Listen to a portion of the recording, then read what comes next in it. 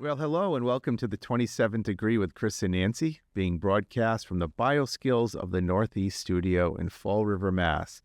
Today, we'll be discussing the specialty of primary care with our physicians, myself, and Dr. Babak Deyhimpanah, as we know, as affectionately as Dr. Bob.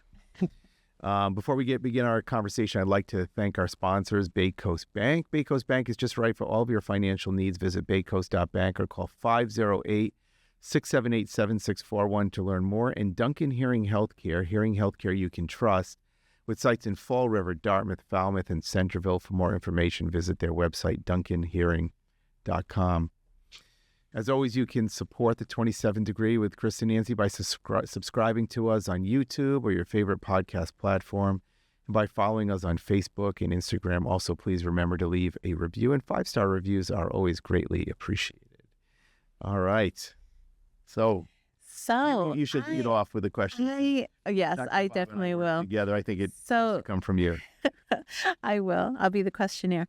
But how this podcast evolved and came about is over the years, we've done so many specialty podcasts, like here's your cardiologist, right, here's your urologist, here's your men's health guy. And we never really delved into primary care, right, which is so essential. And it's a specialty in its own right, but I think a lot of times people think of us as, quote, generalists and not being specialized, but in fact, we are our own specialty. So I'm glad we're doing this.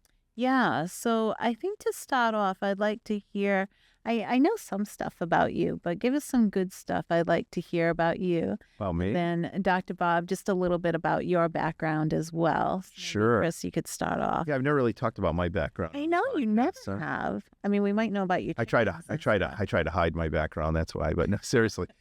So I went to the University of Massachusetts Medical School, and I started practicing in Fall River, which is my hometown, in 1997, August 4th to be exact. Oh my God. So I've been doing this now for, a good amount of time. Yeah. And I always knew that I wanted to do primary care, and what I really enjoyed about it was the absolute just breadth of knowledge that you had to have. It was not just focused on one particular specific organ system. So if you do cardiology, which I do love cardiology, but if you do cardiology, you're dealing predominantly with the heart and cardiac issues. If you do nephrology, you're dealing with the kidney. If you do neurology, you're dealing with the brain and the nervous system. But we have to deal with really everything. And it's actually, to me, very challenging. For sure. Because it's not, and I'm not saying in any way that being a specialist is easier. I think it's harder in a certain way, and what we do is harder in another way.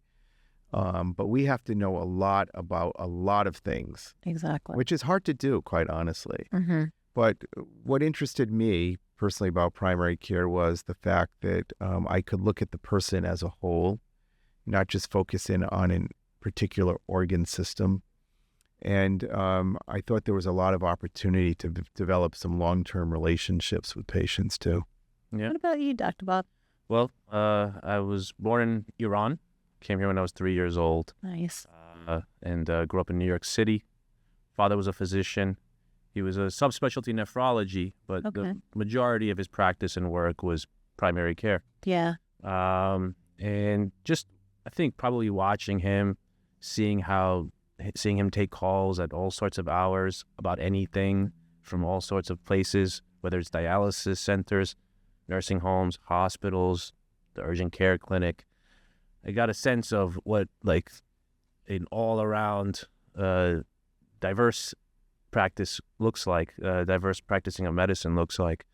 And I like that. And I like that you get to apply new things. Yeah. You are asked to address issues that you might have a relatively superficial level of knowledge on. Yeah. And you have to know how to navigate that. Right. You have to know how to communicate that. And those are challenges that, like Dr. Joncas said, I think they're ongoing. I think probably after 25, 30 years almost of practice, there's probably new things that catch you off guard every now and then. Yeah. You know how to deal with that thing that catches you off guard. And that's something that is always developing. Yep. As far as versus specialties goes, I mean, specialists are extremely necessary. Yeah. That's probably what distinguishes the American healthcare system from all its competitors. Yeah. Is the depth and quality and expertise of our specialists, Right. whether it's in the hospitals or in clinics, major cities. Yeah. People from all over the world travel to our major cities Really. to be seen by our specialists. Yeah. So they're essential. Yeah. They make the hardest diagnoses. They treat the hardest patients, but the patient would never see them or know they were there Yes. if one of us didn't find the initial issue, Yeah. detect a problem, and order the proper tests, get the ball rolling, and get the patient into a team or group of physicians that oftentimes specialists, it's not just one. Right. When you need one, you usually need a few. Exactly. So getting them to them as early as possible with everything that specialists usually will want done by that point, I think that is one of the most important parts of the healthcare system. And inefficiencies in that role cause big problems down the line. Oh, yeah. Definitely. If you're ordering tests that are not appropriate or missing tests that should be ordered that are not appropriate, Exactly. downstream delays and costs to the patient, to the system, are immeasurable. And the anxiety and the stress and all that. Of course. Just not knowing that you know that you don't feel good. I picture like the primary care physician as the hub and like in the middle of a multi-spoked wheel. You know, it's just like you guys hold everything in your hands, really. And speaking of which, when I did my little research on you guys, I looked at two articles in particular. One was called The Impact of Primary Care, a Focused Review, in which they say primary care has been demonstrated to be associated with enhanced access to health care services, better health outcomes, and a decrease in hospitalization and use of emergency department visits. Primary care can also help counteract the negative impact of poor economic conditions on health. You alluded a little bit to that and what you had said. And then in 2019, a study published by JAMA Internal Medicine found that every 10 additional primary care physicians per 100,000 people was associated with a 51.5-day increase in life expectancy. So again, can you talk and expand on a little bit of the primary care as basically the gatekeepers to health? Because you guys are. How do you know everything that you know? Like, how do you keep it all in your head? Because, I mean, everyone's walking through your door and you don't know if it's some like weird thing, you know, or just like normal stuff. You never know what's going to walk in the door. And that's, I think, one of the appealing points to primary care. You know, you have these patients that you have longstanding relationships with, which is really, it's a really nice feeling. You know, you see people you've known for 25 years, but you don't know what they're going to come in with, right? And sometimes it's just a cold, sometimes it's cancer. Yep. So you have to be prepared to deal with really almost anything. So you have to have a fairly broad knowledge base, because you have to know a lot of cardiology and you have to know a lot of pulmonary medicine and GI and certainly some infectious disease and renal medicine and neurology. It can seem overwhelming, but it's actually, to me, really intriguing and interesting because you never run out of things to learn. I guess not. How do you stay up on everything? You try to stay relevant to the biggest changes happening, first and foremost. Whether it's these GLP-1 drugs, whether it's interventional procedures, chemotherapies.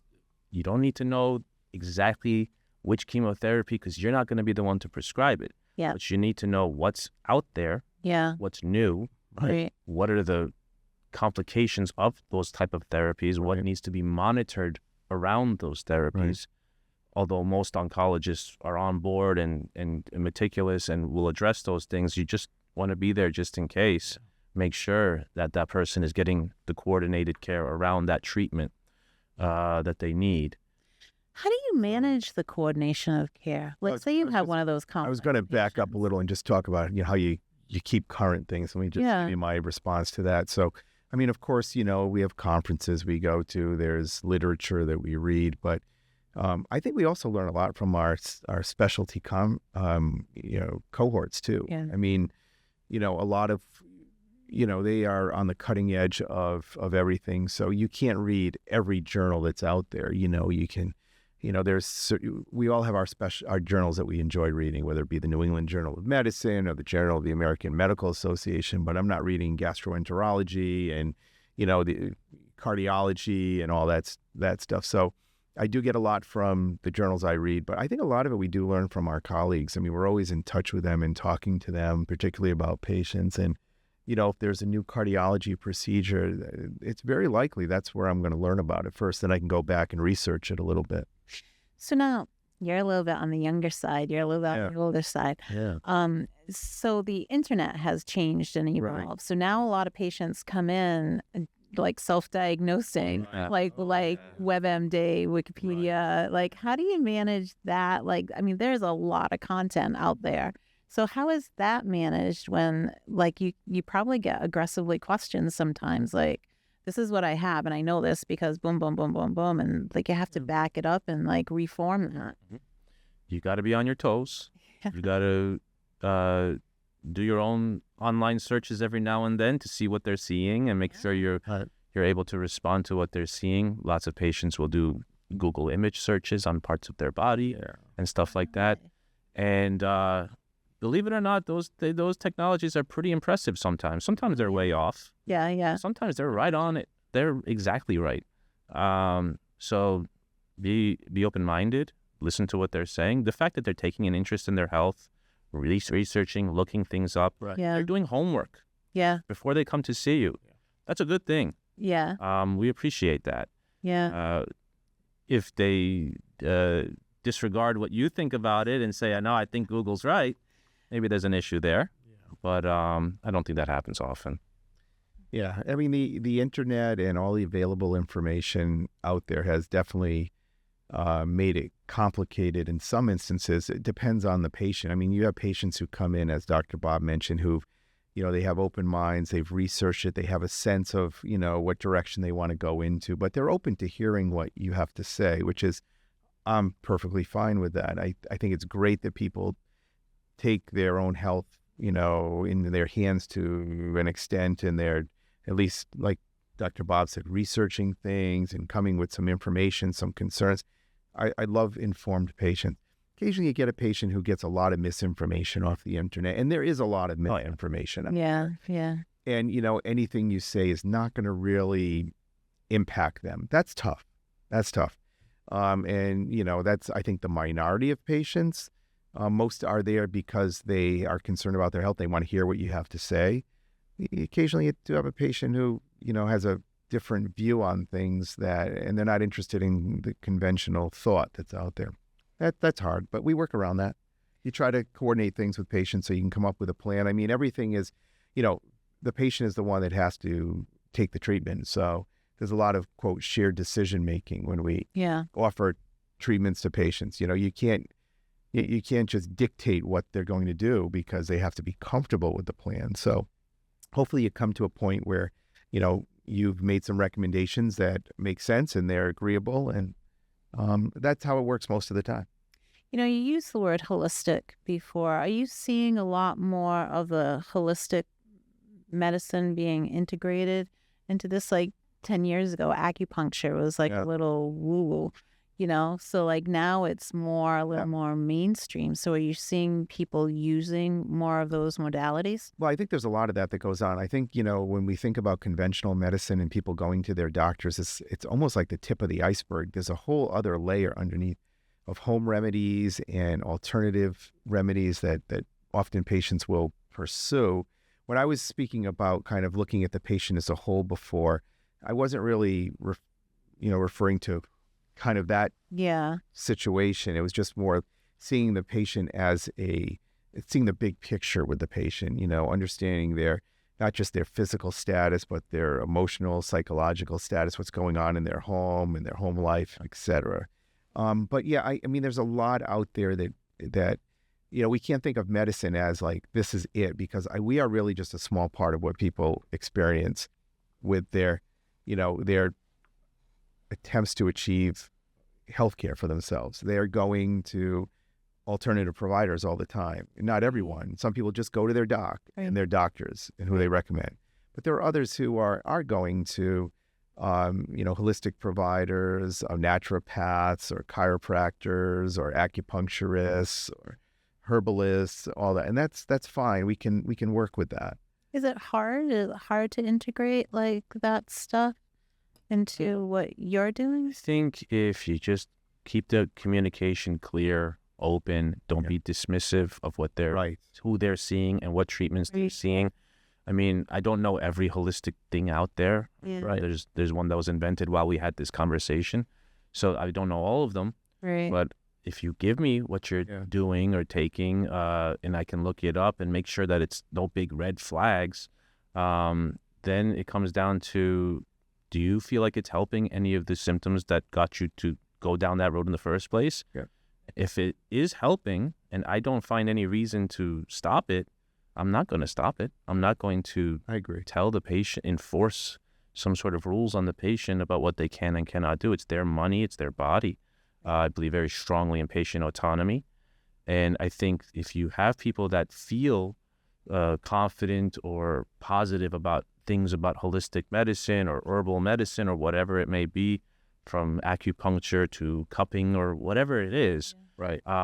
You don't want to burn the traditional allopathic medical bridge in order to win that battle. Exactly. You want them to be okay with that stuff, but we got to make sure your blood pressure is good, right? We got to make sure your the things that we do are good. Right. The things that we've long proven to be necessary to fix or improve.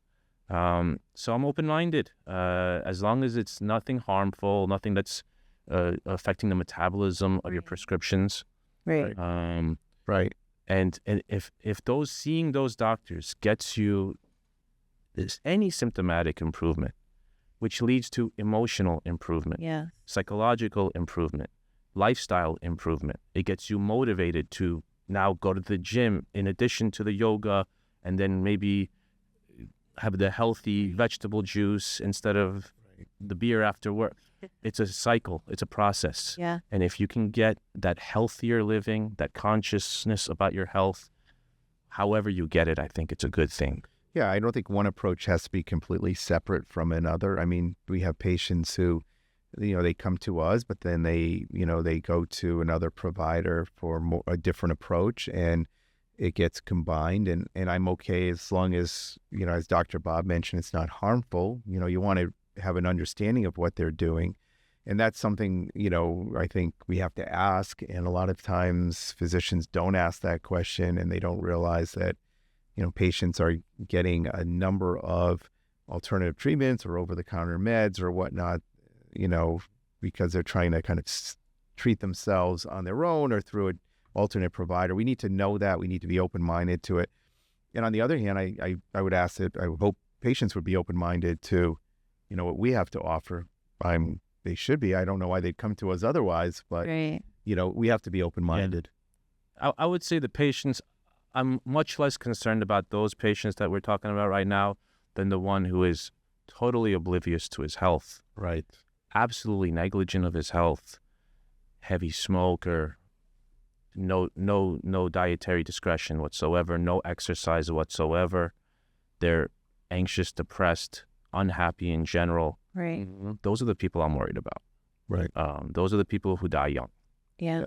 And we want to intervene with them as much as possible. So as much as the holistic type of patients can be a little bit of a challenge, the big challenge is getting the person who's not interested in their health to become much more interested. So you just described a very large population, really. So you have 15 minutes. So someone like that walks in your office, like, where do you begin? And how do you forge that relationship? Challenge, yeah. And this is a question for it's your first visit doctors. With that person. You're not getting everything done in 15 minutes. You should make that clear to the person. They'll see that's the case. How do you not overwhelm them? Sometimes just one complaint can take 15 minutes. Yeah, right. I mean, when you start out, like Dr. Bob's been in our group now it's been about 4 or 5 months? Yeah. I mean, you're not spending just 15 minutes with a patient. You're giving them much more time because they're new patients. You don't know them. You don't have an established relationship. You don't know how many problems they're going to walk with. Now, after a while, like I've been taking care of the same patients, some of them for over 25 years now, right? So I know them very well, and they know my style, and I don't need to necessarily start from scratch. I have a lot of that background information, but that being the case, it's still a challenge to do what I need to do in the time that's allotted to me. I would love to have more time, but a lot of this comes down to, it's complicated, but it comes down to what you need to do to support the office staff, the office, the overhead, based on what you're getting for reimbursement. And that's why a lot of us have been forced into these time situations. I don't think it was like this when I started. I know it wasn't. I had much more time. Things have changed. We've gotten squeezed more and more as time has gone on, and it's really a challenge. I feel bad for the patients often. I try to make it as personable as I can, but at the same time you're there, you're typing on the computer, you're trying to make eye contact, you're dealing with, you're trying to get all their preventative health measures taken care of. Did they have their colonoscopy, their mammogram? That could take 15 minutes on its own just to discuss that stuff. And then there's other issues that come up. You're dealing also with their chronic illnesses, hypertension, diabetes, whatever it may be. And then they have maybe a new problem they throw in, my knee's hurting me. So this becomes an absolute challenge. I think very stressful to some physicians too, maybe all. Times. Oh yeah. So can you talk a little bit about that? Because you just hit on something huge. It was like the introduction of computers not so long ago. And now all of a sudden the patient's sitting there and you're tapping away. Like, how do you form those relationships, and why has the computer become so important? So I think it's easier for us who have been in practice for a while, for our patients to accept it in a way because we already have an established relationship. I think if you're a new patient coming to a doc, you only have one chance to make a first impression. So it becomes a challenge. And the computer it gets in the way sometimes. Yeah. So what I used to do with my patients, I didn't know that were new, and I don't have a lot of new patients anymore, but if I have a new patient here and there, and I will occasionally do this, I'll essentially apologize for the computer. I'm sorry that I can't make eye contact all the time. I'm sorry I have to be typing, but I need to do that so that we can document everything that we're doing in the visit so that I can provide the best health care to you that I can. And most patients are okay with that. Some patients get annoyed by the computer, but it has become part of medicine. You can't get away from it, really. Yeah. It's unfortunate, but we have to document everything very well. It's also our opportunity to order what we need. And I can tell you, if you go back afterwards, 3 hours later and try to complete these notes, for me at least, it's very hard. So I do it real time because that's when I will have the best chance of remembering all the details and getting it all documented well. I don't want to forget things. I don't want to forget to order a test. I have to do it real time. So part of that is, unfortunately, typing while I'm listening to the patient. What's your average caseload a day? How many patients do you see? Probably like 24. Yeah. Okay. It's about average. Okay. I mean, I've had days where it's more and days where it's less, but I think that's about average. Okay. What's some of your more challenging patients? And you said already, like just that complex health patient, but then patients probably have a tendency to want to hide stuff, especially if we're talking about like addiction, or they don't want to talk about their weight, or, they're not going to go here with something. Like, how do you kind of navigate those waters? You want to take this one? Like I said earlier, if you're communicating in a compassionate way, right. You're not interrupting them, you're letting them speak. My experience is most people want to tell you the truth. They want your help. That's why they're there. Right. Are there some people that have a little bit of an alcohol problem or a little bit of a drug problem, but it hasn't really gotten to the point where they're forced to make a change and forced to seek help? Sure, that happens. Have I been oblivious to some of them? Of course, it could be. Yeah. There's plenty of people that are functioning whatever you want, alcoholic or so forth. Yeah.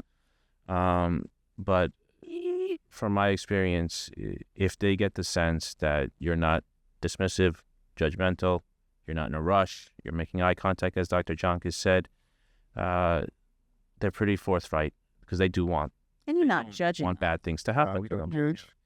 No, you can't judge people. I mean, none of us are perfect, for one, but secondly, if you do that, they're not going to come back, and you're not going to be able to help them. So, but I mean, occasionally patients are dishonest because they don't want to disappoint you, or they don't want to be honest about the trouble they're having, and it's always difficult because it's hard to help them. I find with substance abuse that sometimes happens. I've had, I have a number of patients who are alcoholics in my practice, and sometimes, you ask the question, how are you still drinking? No, I'm not. And then, they end up in the ER intoxicated, or, with some complications from their alcoholism. And then when you have them back for a post-hospital visit, they fess up, well, yeah, I've been drinking for the last 6 months. So that does happen, and it makes it really hard to provide the best care. So, I mean, I would always recommend patients, if, whoever's listening out there, please be honest with your doctor, because we can't help you otherwise.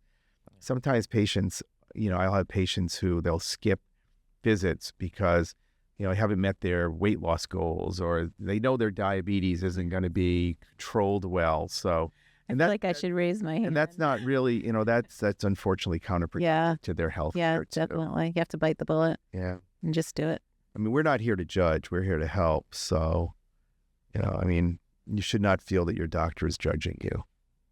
What are some of your more challenging situations, and not maybe with patients, just what is it to be a primary care physician these days, and what are some of the challenges that you face? I think the biggest challenge that I see is there's a significant percentage of the population that have no socioeconomic support. Yes, I was going to. Most importantly, family support, right? Yes. Blood support. Yeah. There's a level of love and dedication and care and compassion that only a family member can give you. Right. That's a great. For so many Americans, they don't have one. Yeah. They have very few. They have no relations with them. It's getting worse. I think one of the biggest parts of getting healthy, whether it's addiction, depression, anxiety, or all the other physical ailments, is you need help. You need support. You need somebody to pick you up, somebody to help you, whether if you're injured, to bring you food and help you bathe. Yeah. If you have depression and anxiety, somebody to go to a counselor with you, somebody to do activities with you, somebody to just talk to you. There's an epidemic of loneliness in this country. Yep. And there's an epidemic of no family contact in this country. That's true. That's right. And That's super insightful. there's, in my opinion, I mean, we're in Massachusetts. This is, as far as public services and support and those type of services provided, we're among the best in the country, if not ranked the best. Right. There's only so far that can go. Yeah.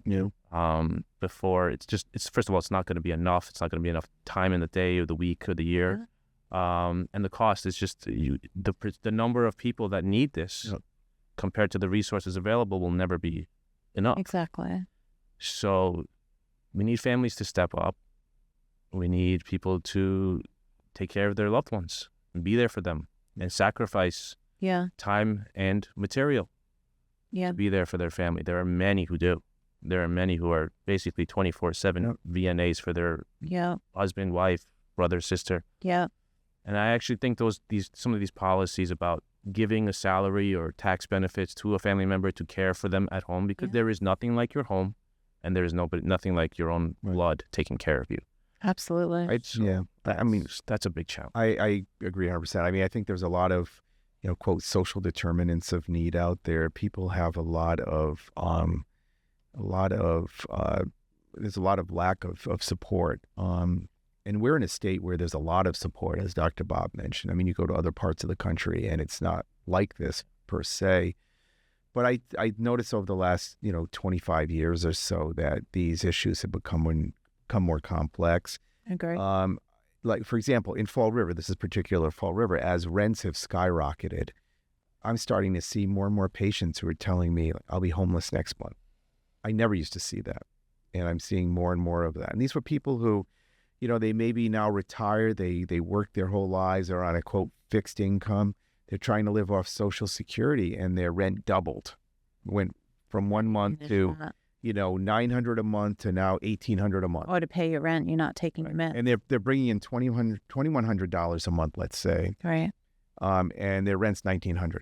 Yeah. So how do you live off $200 for an entire month? That's your food, that's your clothing. We see this all the time, more and more. It's really terrible. And then beyond that, a lot of these patients don't have the family support that I saw years ago. I used to see much more of that. Yeah. I don't see as much of that. Agree. So I think that's really challenging. And it's, fortunately, we're in a state where we do have resources, but we don't have all the resources we need, of course. There are still people who are homeless, who are underserved, and I think it will increase.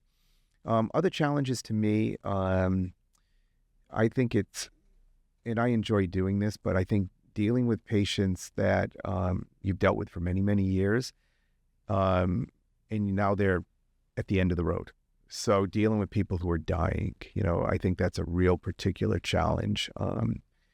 And I find it rewarding to help people through that process. And I'm also board certified in hospice and palliative care. I do a lot of this work, but that can be really challenging, particularly. Dr. Joncas? Well, it's challenging when you've known someone for 25 years. So these patients become like, they're almost like friends to you. Yeah. Yeah. And then you see this steady decline over many years, or sometimes they just get cancer and they decline really quickly. It can happen a number of ways. But I think back to people I knew 25 years ago and now how they are when they come into my office. And that's particularly hard, I think, as a primary care doctor, because you see the decline, the natural decline that people have. That can be difficult. So when someone has, when they're in decline or they're seeing more of the specialty doctors, how does all that care get coordinated? Because it's hard if it doesn't for a patient to try to navigate that and coordinate that on their own. So when you have a patient that's seeing 4 or 5 specialists, how does all that information flow? Yeah, I mean, that's a really broad question, and it's different for different patients depending on what their issue is, and it also depends on what healthcare system they're in. So, for example, sometimes patients have a very specialized problem. It's a cardiac issue, and they need a new valve or whatever it may be. They have one specialist. They're taking care of the problem. They come back to see us and touch base periodically. That's easy. And they're in the same system maybe. Maybe they go to a primary care cardiologist. That's great. I have their records. I think where it becomes a challenge is you have patients with multi-system disease that get care all over the place. Right. They have a doc in Boston. They have a doc in the South Coast system. They have a doc in, our system. And that can become particularly challenging. The thought when the electronic medical records first came out was that we'd all have all this information. And now there's and the reality is that if you're in a different system, it's very hard to get access to information in an alternate system. And it's a real challenge. So those are patients that can be really hard to manage. Primacare is Southeastern New England's trusted leader in medical care. With offices in Fall River and surrounding communities, we're dedicated to your well-being. Our carefully selected team of more than 150 providers offers world-class primary and specialty medical care. Primacare doctors are supported by a skilled staff trained to deliver comprehensive radiology, imaging, and testing services. Primacare is large enough to take care of all your medical needs, but small enough to care for you personally. Primacare is by your side. So what do those patients do to make it easier for you? Can they bring their visit summaries into you, or Yes, they do that, and that's helpful. Or I've been in the room and they're like, "Oh, let me go into the South Coast system," and and that's very helpful if they can do that. I always recommend patients get really savvy with how to get on the portal because there's a lot of useful information there. Can you just discuss that a little bit? Sure. What a portal is and why is it so beneficial to a patient? So you have your electronic medical record where your information is stored. And the portal allows the patient to tap into that and access their information.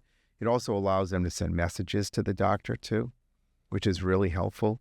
You can ask for prescription refills, or if you have a question about your health, you can send it, and it goes directly to the doctor instead of, Right. when you call up an office, you're going to get a medical secretary, and medical secretaries can have there can be a variety of the education that they've had as a medical secretary can really vary. Some have been doing it for 20 years. They learned on the job. They're fabulous.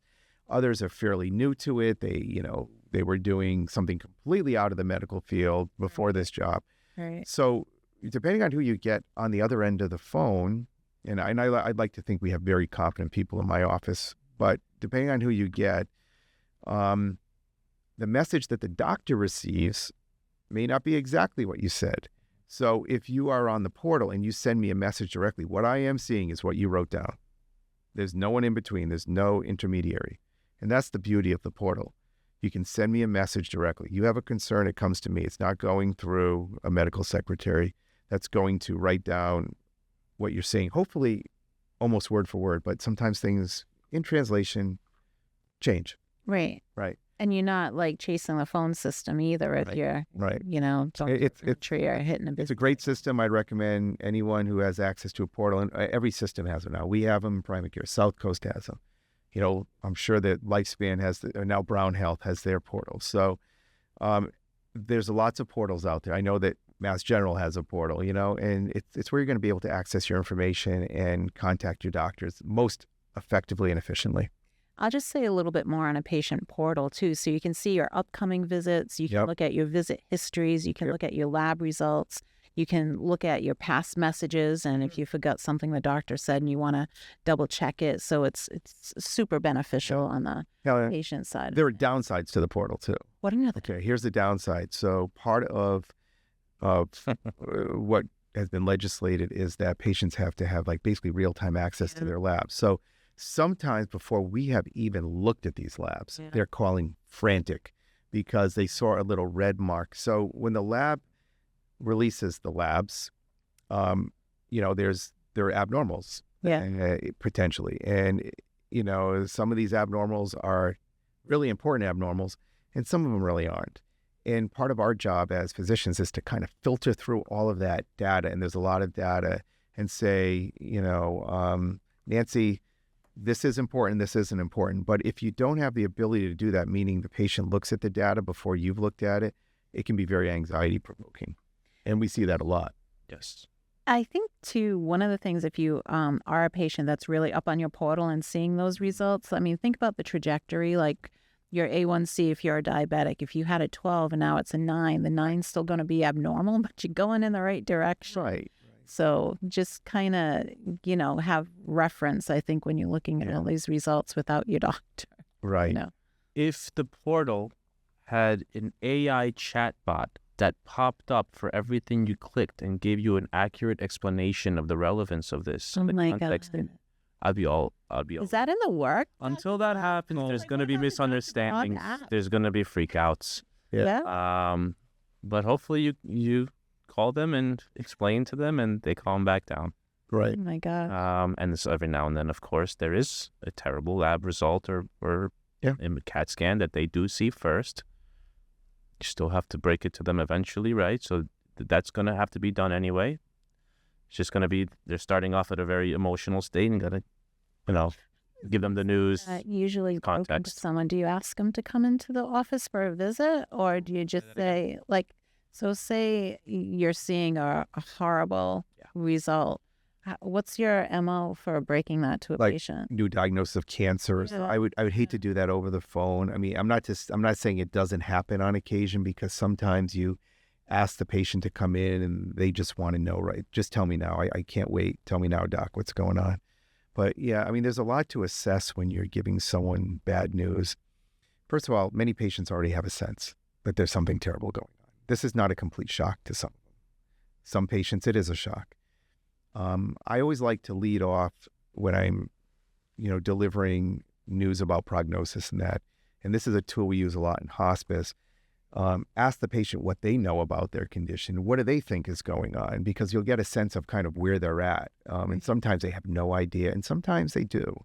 And that frames how you go with the conversation, what direction it takes. But I do like to do it in person, but some patients, they just need to know right then on the phone. So it's hard if you call someone and you say, hey, I'd like you to come in to discuss these results, or you have your medical assistant call.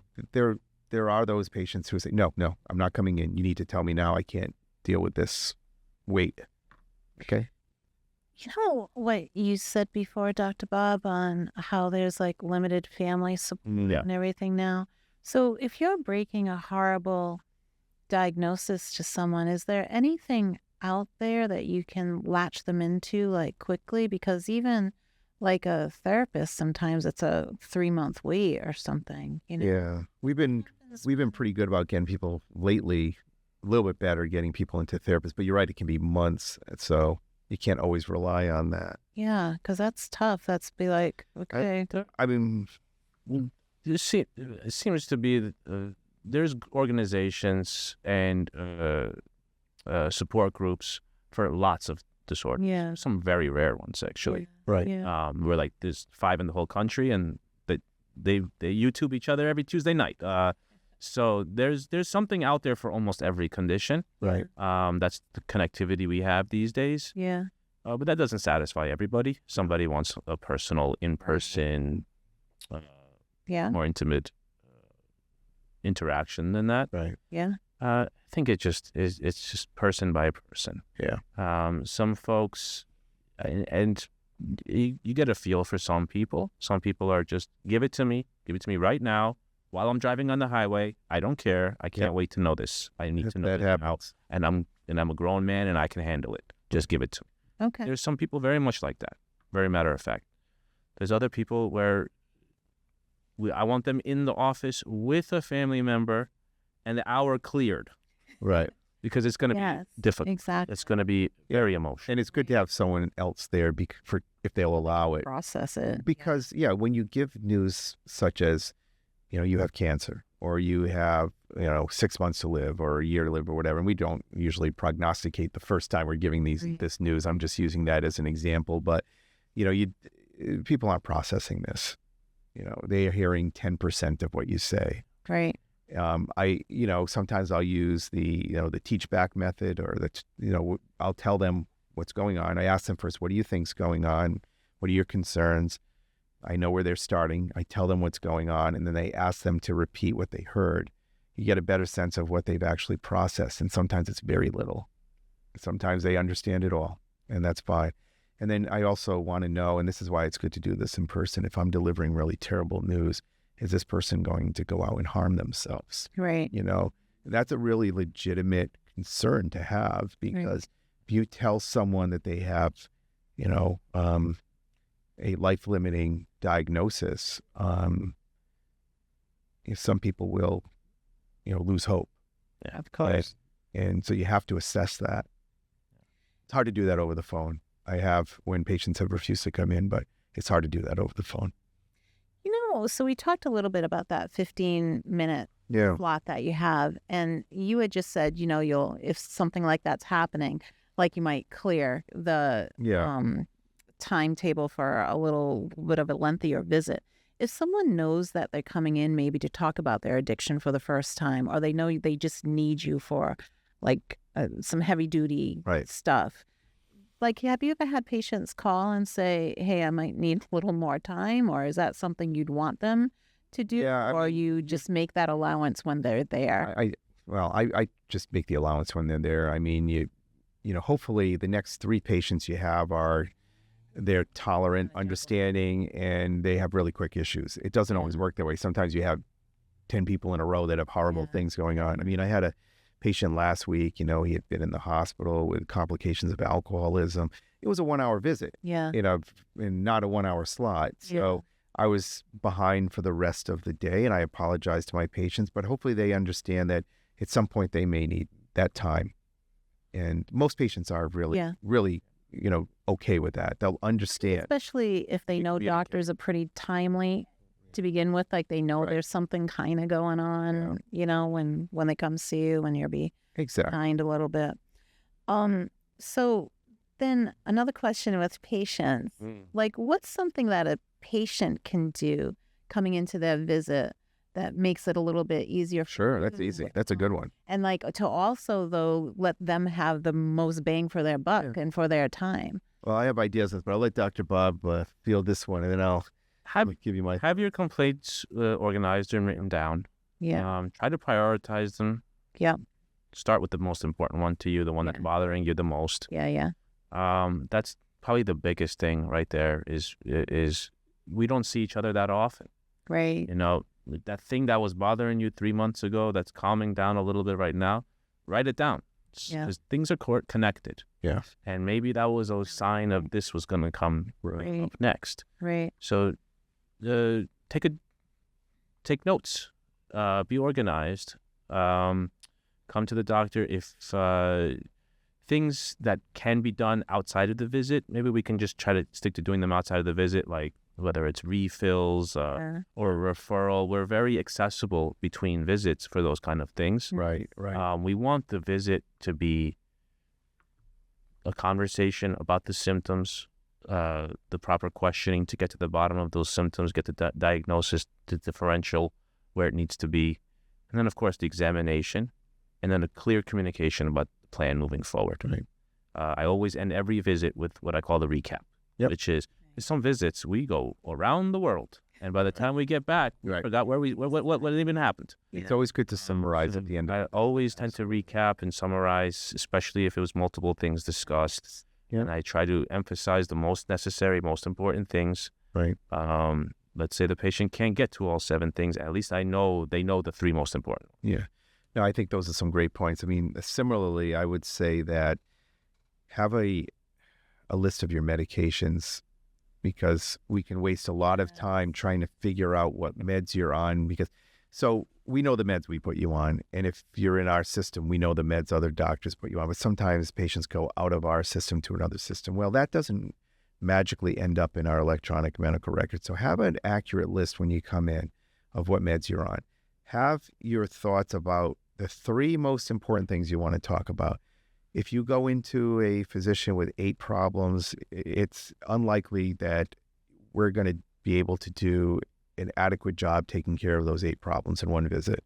In fact, what I normally will do will be to recommend that the patient come back for a second visit. But I can handle a couple problems, 2 or 3.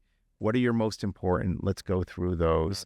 And I think, as you mentioned, I don't think patients think about this a lot, but a lot of the stuff that takes time away from the visit, like med refills and that, there are other people who can kind of tee that up for us, and we don't need to do it during the visit. So, that's something that can be done at a later time or before the visit by, if there's a nurse in the office, they'll take care of it or whatnot. We don't have to do all that during the visit. So that can really waste a lot of time that's taking away from what you would have to talk about the concerns you have.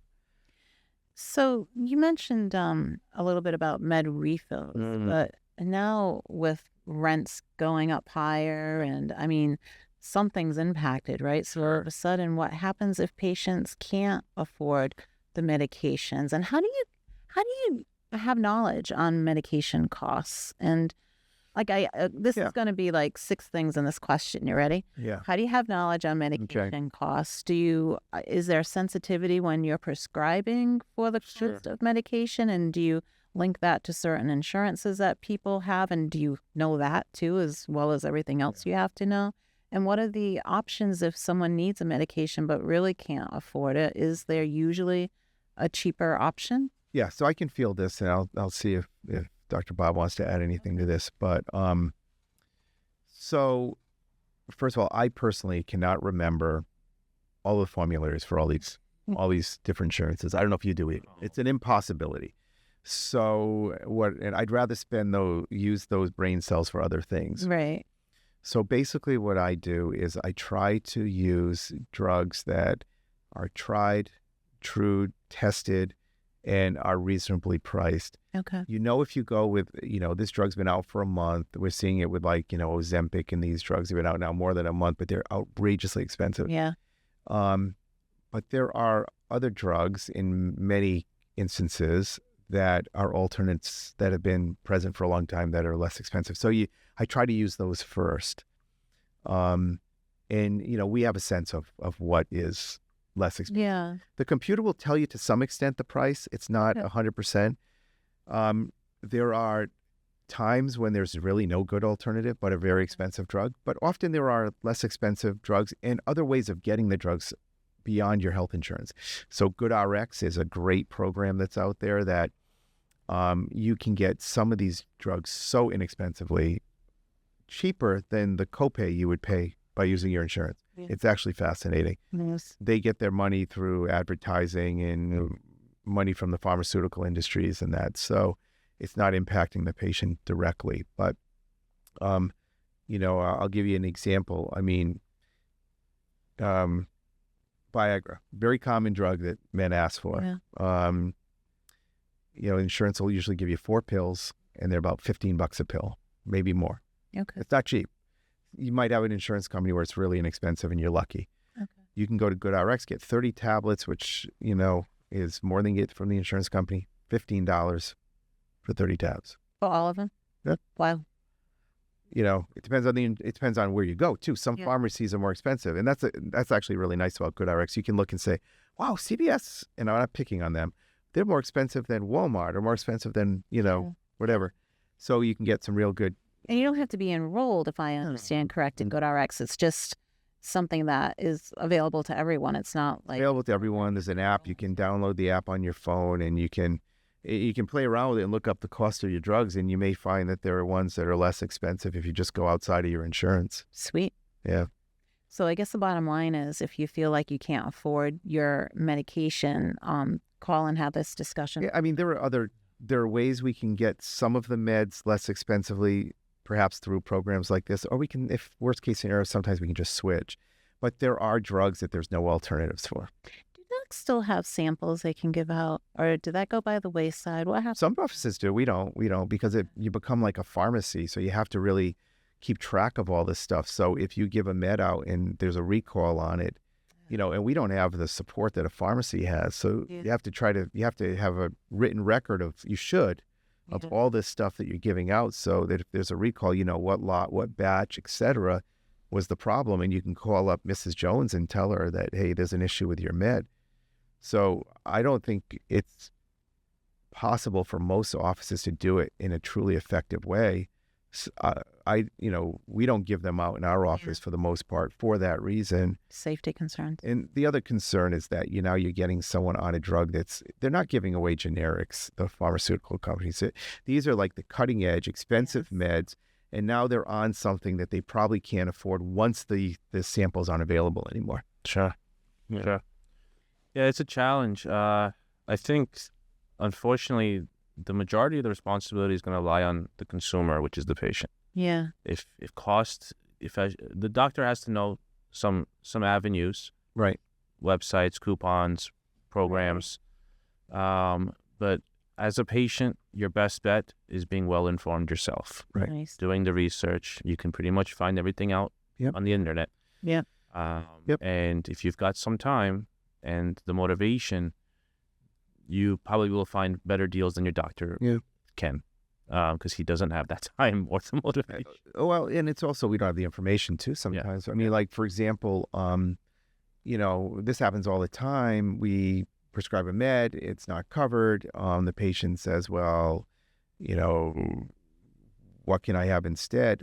I really don't know what your insurance plan covers. Even in Blue Cross, there's dozens of different programs, Blue Cross plans, right? So, but every plan has a formulary. So you can go online and look up what your particular insurance is and know what's covered. I don't have the ability to do that. The pharmacies often don't have that information either, unless they run the drug and they say, oh, this is a high copay. And they're not going to do that for everyone. They're not going to run every option for this class of drug. So there is some work that the patients have to do. And I know a lot of times patients are not happy about that, but we really don't have that information. Right. So and this may be a little bit beyond your scope, but I'm going to ask it. Yeah, go ahead. So when patients get denied through the insurance companies, is that the end of the story? Is that just like There's appeals. There's alternate things you can do. Right. But ultimately, in some cases, yes, there's nothing that's going to get them to pay for it. See, I think one thing I want patients to understand is we do a prior authorization, for example, because the drug's been denied. We're not making that decision. So if it doesn't go through and we've done our work, it's not as if we don't want it to go through. So keep in mind that these are people in the insurance company making these decisions. What we're doing is we're trying to help out. We're processing paperwork and whatnot, but that doesn't mean it's going to go through. In years past, most of those went through. Okay. What I find now is that most of them don't go through. Okay. So the insurance companies have really kind of tightened the screws a lot on this. They don't want to pay for expensive drugs. And I can understand why. They want to make as much profit as they can, and not necessarily the compassionate approach or what I would want to see done for our patients, but that's the reality. And it's getting more and more difficult to get high-cost drugs paid for. It used to be very easy for a lot of this stuff. MRIs too, CAT scans. All the diagnostics. Now there's often a prior auth, almost always a prior auth that needs to be done. So there's a lot of work that gets done in the background to get these studies and these meds for our patients. So as we kind of go towards our summary, I guess, with this podcast, so you guys, you're not just doing your 9 to 5 office and then going to drink tequila on the beach or anything. So you're doing your 9 to 5 office. That's why I hate tequila. And then it's probably a little cold to go on the beach. Yeah, it's a little cold for the beach. And then you're doing your on-call hours, and it's a lot, right? So where's your work-life balance, and how do you keep your work-life balance so you don't get burnt out as doctors? Well, in this group, we do have weekend evenings and weekend nurse practitioners who take the vast majority of these calls. They call us if they need help or have a question. That's huge. Yeah. That's huge. Yeah. And we pay them for it. And we decided that was something we wanted to do because we are it's so crazy during the day and we're so busy. If you cannot extend that to after hours, night after night, and not burn out. Yeah. So I'd rather make less money and be fresh, pay for that service, and be 100% present during the day for my patients than be a burnt out physician. Nice. And every doctor has different ambitions, and in primary care, we've known for a while now that you got to have realistic ambitions, personally, financially, whatever it is. So you can't expect more than what's coming. Right. So you have to be realistic. You have to be able to balance your personal life, private life. I think in general, most primary care doctors, compared to 30, 40 years ago, have a different view of what they're getting into now. Yeah. And I think a lot of doctors these days, not necessarily the subspecialists, I'm not so sure about them, but a lot of primary care type doctors, hospitalists, they choose lifestyle and their time over more income. Yeah. There's just a certain balance that if you're deficient in the personal stuff, there's no amount of money that can make it happen. Right. That's true. Yeah, you have to have really to be successful. I mean, you can gauge success many ways. It's not just about money by any means, because if it was about that, we wouldn't have gone into primary care. But you have to have a supportive family at home. You have to have, whether it be a wife or a husband that supports what you do. That's important because, we are away from the house a lot. Yeah. They have to understand that it's not a 9 to 5 job, even if we have call schemes where we have coverage and that. It's still never 9 to 5. Right. We're still going to have times where we're going to be called when we're not on call. It happens all the time. You're dealing with people, and if you're giving someone a bad diagnosis, that stays with you too. Right, and that's the other thing. We try to compartmentalize as much as we can so that we're not bringing that home. But you do bring it home sometimes. It's not a 9 to 5 job where you walk away from what you're doing, even if you have coverage at night. you don't walk away and then just wash your hands of it and forget everything. So it can be stressful. So in that regard, you have to have a support system that is important as physicians, just as patients need that. We need, supportive family members, and our spouses are hopefully supportive, and you have to have other things you're interested in, other hobbies, things that you can take your mind completely away from the job, which is more than just a job and is really all consuming while we're there. Great. Yeah. Even in the daytime, I mean, we go on a power walk a couple times a week. And get the blood flowing, get the mind completely off of medicine in general, talk about whatever's on our mind that day. Right. And you feel the difference. You get a jolt from doing that versus just sitting in the office and all day editing notes on your lunch break. That's not a good way to go. So true. Now, my last question for you doctors is, can you talk about what your rewarding experiences have been, whether it's just a broad stroke on what's the most rewarding to you or through a specific patient story? It's so much. So I'll give you a minute to think. I mean, I won't talk about a specific patient, but I mean, I think that every day there's something that you can take away from that's rewarding. Sometimes it's helping. Some of the stuff seems so commonplace, but to the patient it means a lot more sometimes. And we realize, it doesn't have to be something really dramatic like, I helped someone through their cancer, or they had acute congestive heart failure and, I helped them with that, or they, had respiratory failure, and, sometimes it's simple stuff. I got their diabetes under control. I helped them to get their hemoglobin A1C under 7. And I got their blood pressure under control. And that's not really like sexy stuff, but maybe that patient's going to live like 5 or 10 years longer. That's very rewarding to me. Or helping, but on the other hand, helping them through really difficult situations too is rewarding in a different way, right? Someone has cancer and you kind of help them navigate through that, or a new diagnosis of heart failure, whatever it may be. Just alleviating their concerns, or they're depressed and you help them through the depression, or they have a substance abuse issue. And it's so varied what we deal with in primary care, which is part of what makes it very interesting. Nice. Dr. I definitely agree with all of that. Personally, the most rewarding experiences for me, believe it or not, were some of the darkest. As a hospitalist, when I was a hospitalist, I had to have many, family meetings, end-of-life type meetings.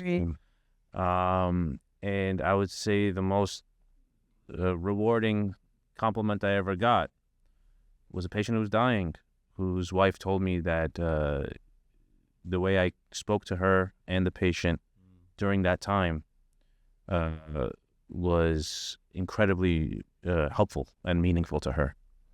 And she really, really appreciated that approach. So, and actually, I remember the priest also said similar thing when he saw me the next day. So that was probably the most proud moment I ever had, and it was one of the saddest moments at the same time because it was an end of life situation. Sure.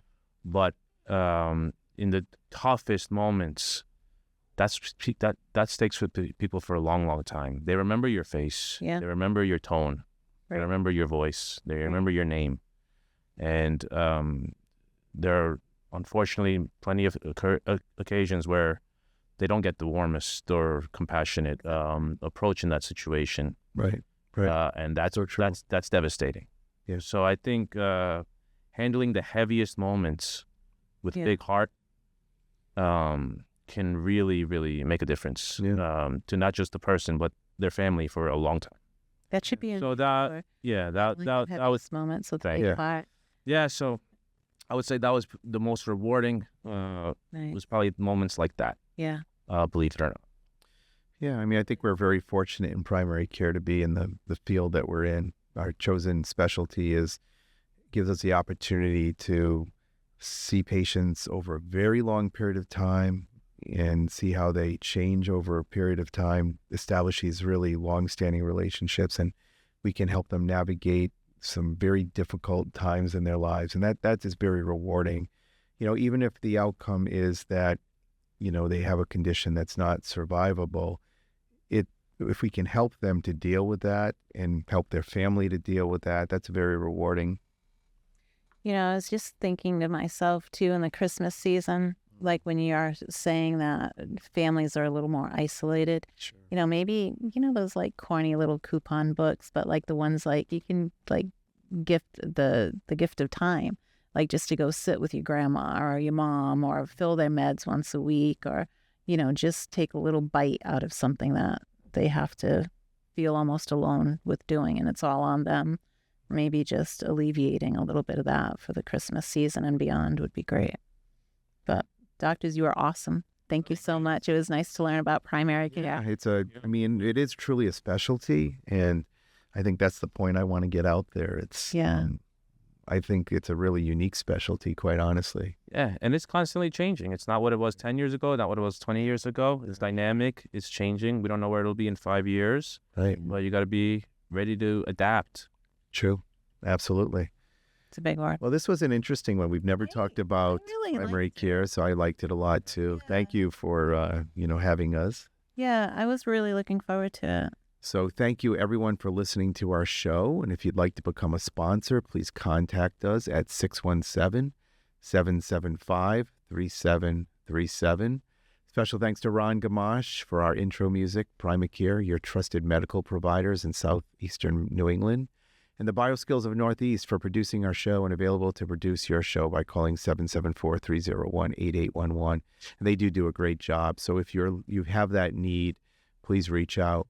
Bay Coast Bank, just right for all of your financial needs. Visit baycoast.bank or call 508-678-7641 to learn more.